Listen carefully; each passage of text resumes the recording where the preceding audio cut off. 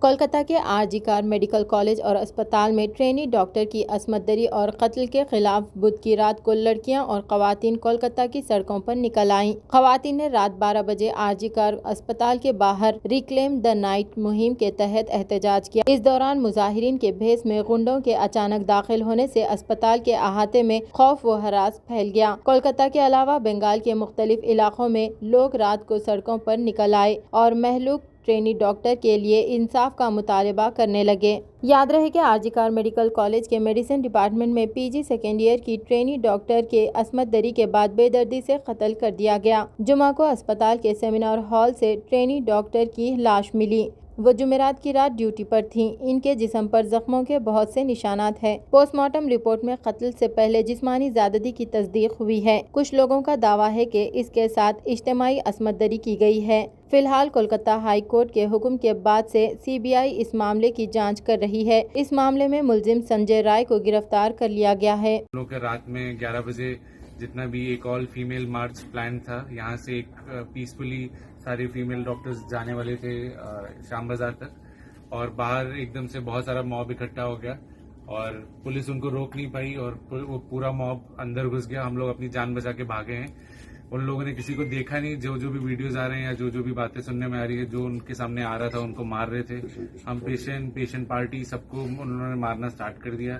Doctors को भी बहुत ज्यादा चोट लगी है। कोई इधर, सब लोग अलग अलग जगह छुपे हुए हैं। जैसे आप देख ही रहे, हम लोग भी एक जगह पे छुपे हुए हैं। और जितनी भी गर्ल्स थी, जितनी फीमेल डॉक्टर्स थी, उन पे भी उन्होंने जितने भी वो लोग थे अटैक किया है। सब लोग अपनी अलग अलग जगह छुपे हुए हैं। हम लोग उनसे कुछ कांटेक्ट भी अभी उतने अच्छे से बना नहीं पा रहे हैं। और बाहर से भी अभी ये न्यूज आई है कि एक और मॉब फिर से शायद आने वाली है। एलएम हॉस्टल के पास है। 3 से 4 हजार तक के लोग हैं उसमें।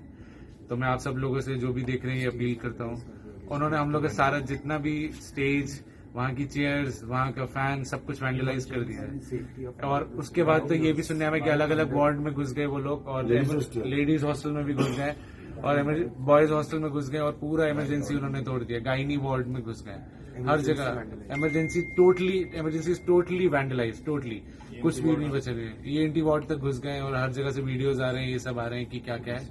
पुलिस एडमिनिस्ट्रेशन भी एकदम फेल हुआ है। कुछ भी हम लोग की हेल्प नहीं कर पा रहा है। पुलिस वाले खुद हम लोग के आगे आगे भाग रहे थे। कोई भी हम लोग की हेल्प नहीं कर पा रहा है। ये एक कंप्लीट फेलियर है पुलिस का और जो भी गवर्नमेंट है उसका, एडमिनिस्ट्रेशन का।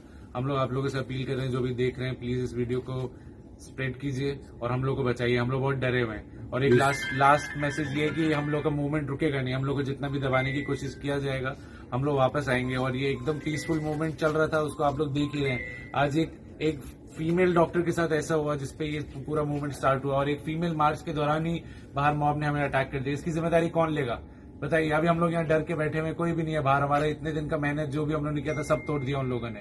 पूरा इमरजेंसी तोड़ दिया, पेशेंट्स को मारा, डॉक्टर्स को मारा। अब और क्या रह गया है? मैं आप लोगों से यही अपील करता हूँ कि प्लीज इस मैसेज को, इस वीडियो को अब जितना शेयर कर सकते करिए और प्लीज हमारी मदद कीजिए।